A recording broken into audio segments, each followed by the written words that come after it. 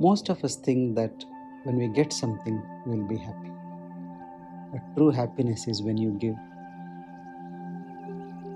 The very purpose of life is to share the goodness with everybody around. And that's what Sangachatam means. Let's walk together.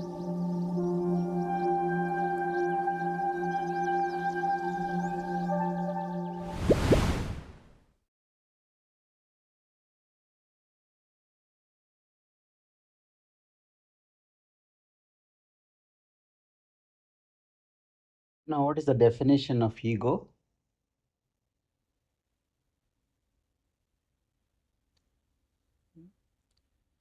Ego is just false identification with the body. Most people in the world identify themselves with the body, even those on the spiritual path, many of them.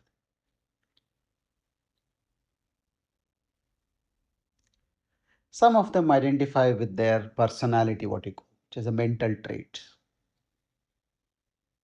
Usually it's only these two. We think this is what I am. That is why anything that challenges your body or the mind, you feel hurt. You see this? You feel hurt because the purpose of the ego is to preserve that identity. If you don't consider that I am this body or the mind, then you won't feel hurt because you so strongly associate with that. When somebody speaks something about not so nice about your body or your personality, you feel upset, disappointed, angry. Now, if I'm not the body or the mind, who am I then? So, this is the fundamental question in spirituality. Because most people don't ask this question, they get stuck in that same level of I am this body, I am this mind. And then, look, if you look at take this one identity away, almost so many industries will collapse, right? Your cosmetic industry, your fashion.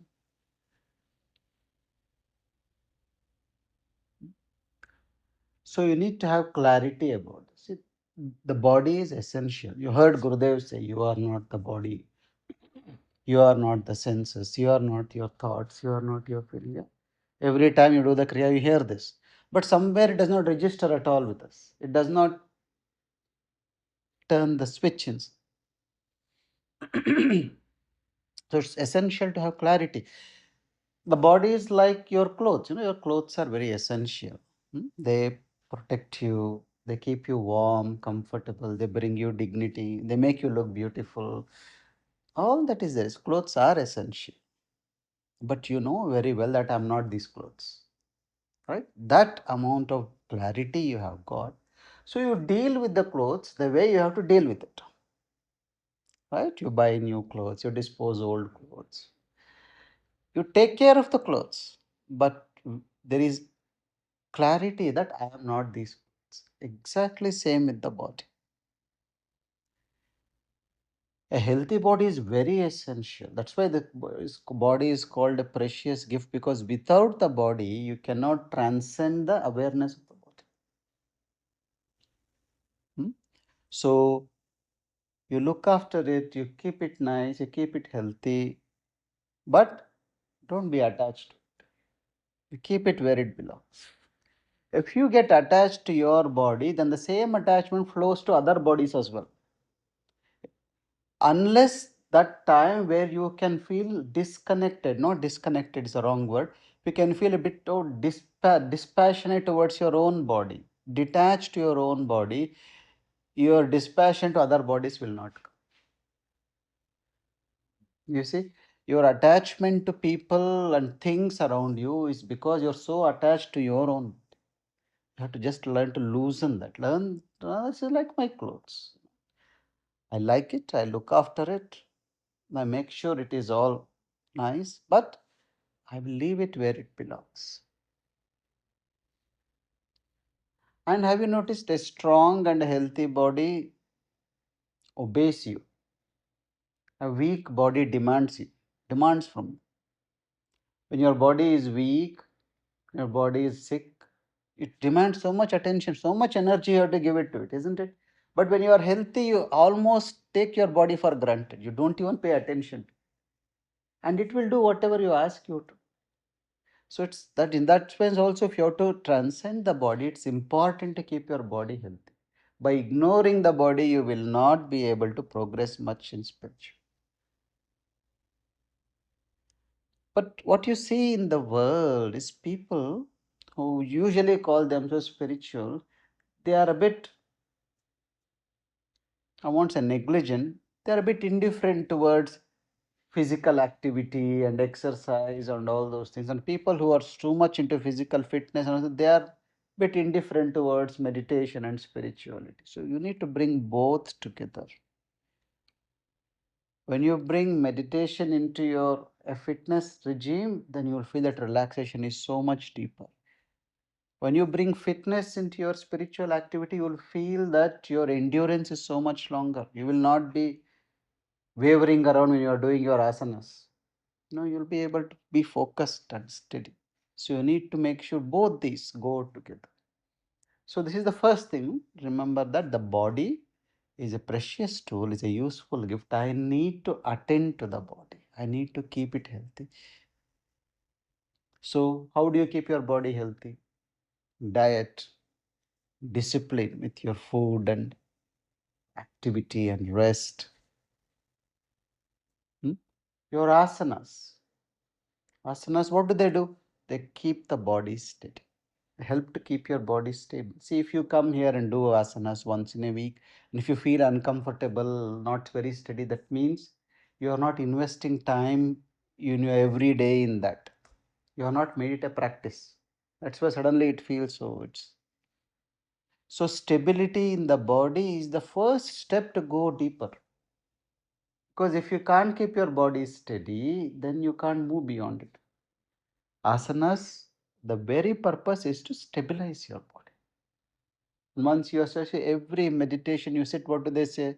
Keep your body steady, keep your body still. That comes when asanas, you get a little bit of proficiency in the asanas. So asanas are essential.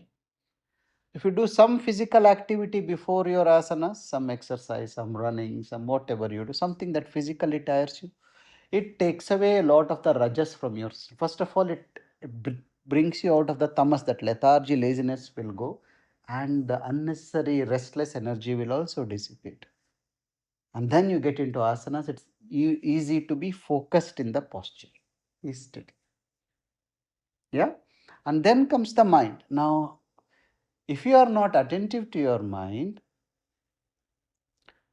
the mind will go in its own way based on its own tendencies. And we know all the tendencies of the mind to cling on to the negativity, to live in the past or in the future, to be constantly worrying, planning, all these things. But you need to be aware of that. Before that, what you have, what feeds the mind are your senses. Okay?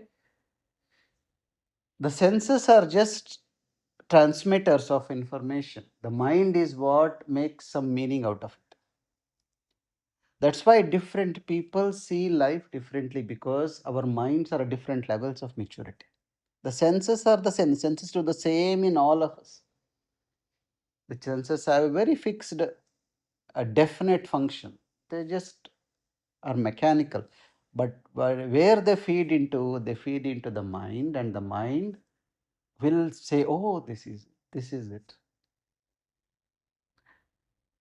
And what manages the mind is the intellect. So before you go to the intellect, you need to know the senses are like, like the example they gave in the Kathopanishad, your body is like the chariot.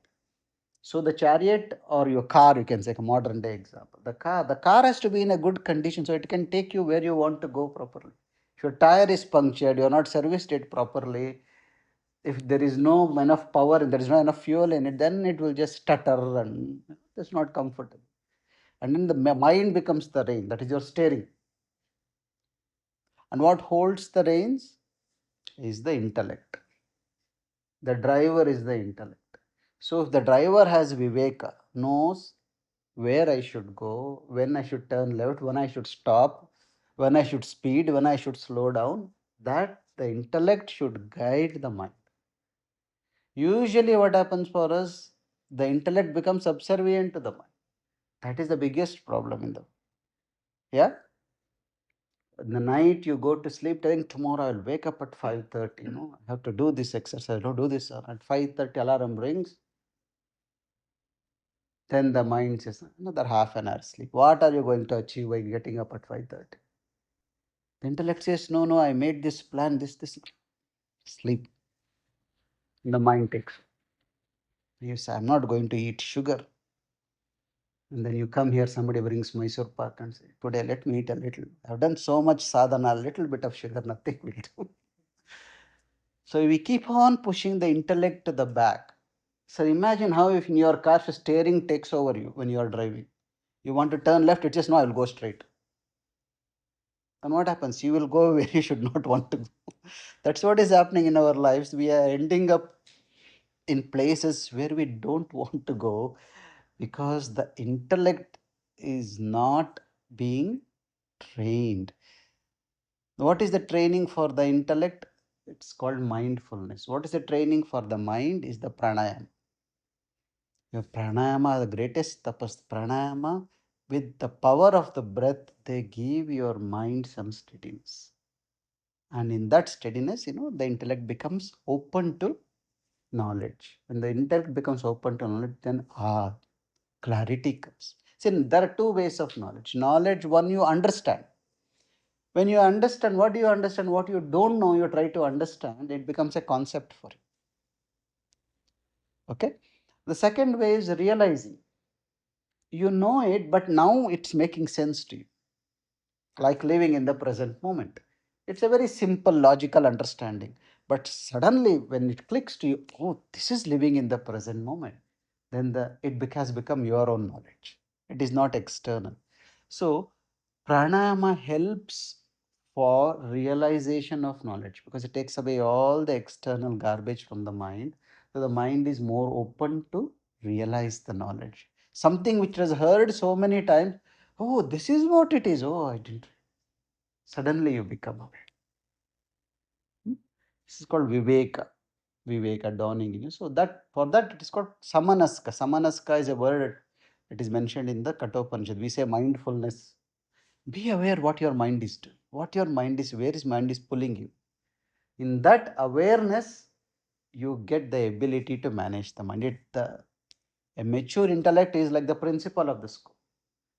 A principal does not have to do anything. It has to be there, then everybody will be in discipline, right? The principal is the coming, suddenly the noise will come.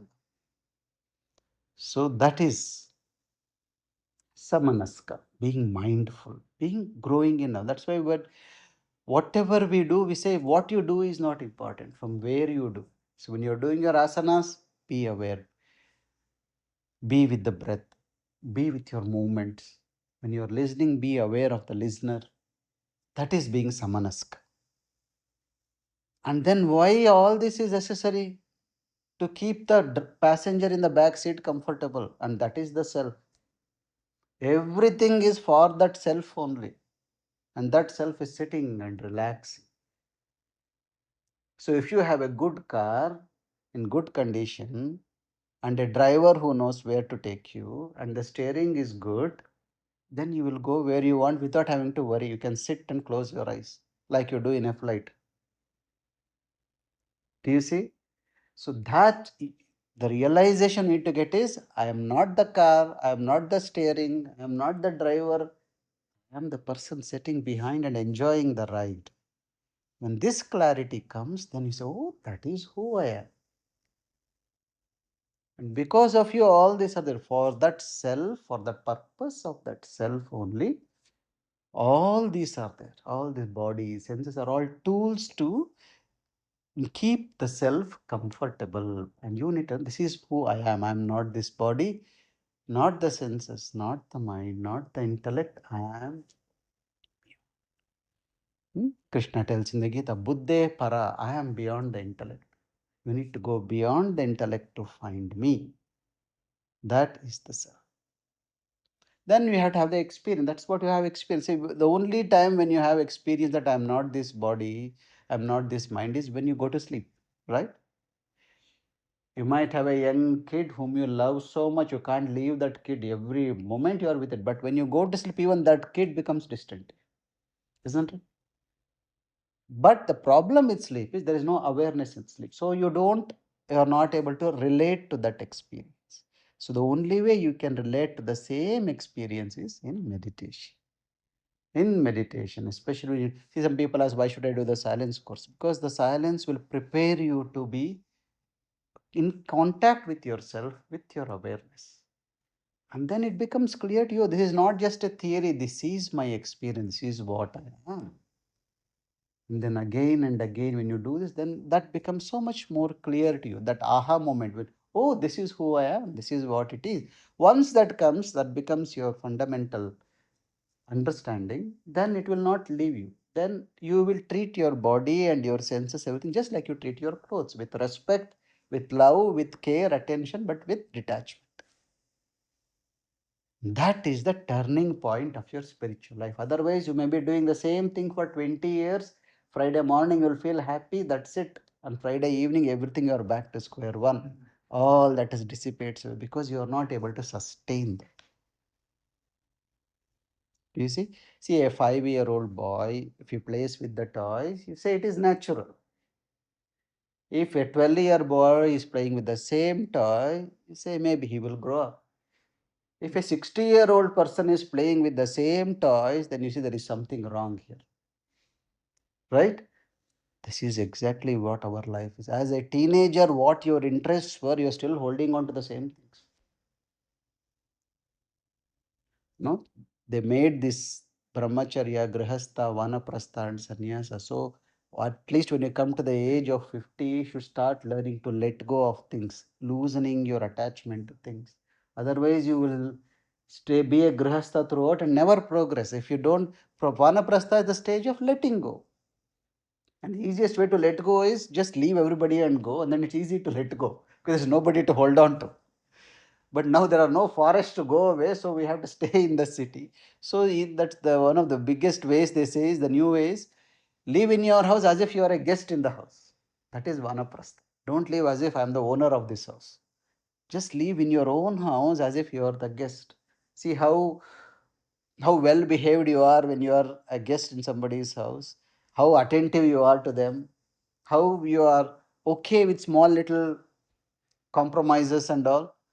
So that is vanaprastha. And when that becomes your nature, when you can be like that in your own home, that I don't own anything. I'm just holding these things for a few days, few months, few years, then kalas, everything. Then it becomes easy to step into sannyas. Sannyasa is that art of knowing that I am nothing. Hmm? So this is very important. Realize that I have to now let go of the toys which I am holding. Otherwise, you will still be childish all my life. And we see these people around us. People in their 70s, in their 80s, how upset they become in small things they lose. It's okay. So one day are going to lose this very body. What you are holding on so tightly, leave other bodies, other things. It will just drop you. The mind will drop this body and say, bye bye. You are useless to me. And then it will go and find another body. This awareness about this is how the end is going to be will bring some sense of urgency in you to answer this question, who I am. And when you know who you are, to invest in that. And these are all the tools which will help you. That will happen automatically. See, you go to your office and do work. When you go initially, they will have got an induction program, right? So 2 3 days they will introduce you this way. You have the skills, but you have to use these skills in this particular way so that the company needs it in this way. And after a while, it becomes your nature, right? You don't have to think. You have to open your manual or induction booklet every day to see where I have to do this. Similarly, all these practices initially are little bit, you need to be alert and know this. Then it becomes your very nature. And you move through your life like a play. Like you drive a car without thinking, like you swim, all like you cook, like you sing. See how they all become your nature. In that way, your mindfulness becomes your nature. So every time you feel little disturbed and you feel, oh, see, this is one thing to, every time you have feel miserable in life, you have moved out of knowledge. You have moved out of this awareness that I am the self. That's it. Gurudev tells this in the advanced course. Every time you are miserable, you have moved away from this knowledge that I am not this body, I am not this mind. Then come back to this. Okay? Jai Gurudev. Jai Gurudev.